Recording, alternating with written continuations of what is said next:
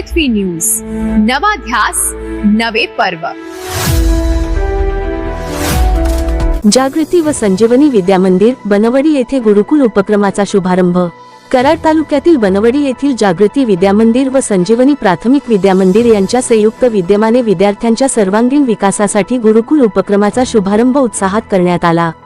आधुनिक शिक्षणाबरोबरच विद्यार्थ्यांमध्ये संस्कार, नैतिक मूल्ये, शिस्त आणि सकारात्मक विचार रुजविण्याच्या उद्देशाने हा उपक्रम सुरू करण्यात आला आहे।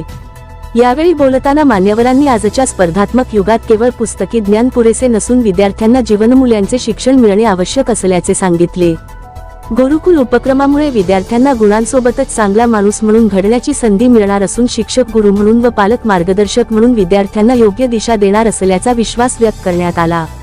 या कार्यक्रमाच्या अध्यक्षस्थानी शिक्षण मंडळाचे अध्यक्ष श्री शंकरराव खापे होते। प्रमुख उपस्थितीमध्ये उपाध्यक्ष श्री किशोर पाटील, सचिव श्री विनायक माळी, संचालक श्री विश्वनाथ पांढरपट्टे, श्री कासम शेखर, श्री अरुण माळी, श्री आनंदराव जाधव, सौ विद्या घाडगे, जागृती विद्यामंदिरचे मुख्याध्यापक श्री सुधाकर चव्हाण तसेच संजीवनी प्राथमिक विद्यामंदिरचे मुख्याध्यापक श्री आनंदा वाकुर्डे उपस्थित होते। कार्यक्रमात शाळेतील सर्व शिक्षक, शिक्षिका, कर्मचारी, पालक आणि विद्यार्थी मोठ्या संख्येने उपस्थित होते।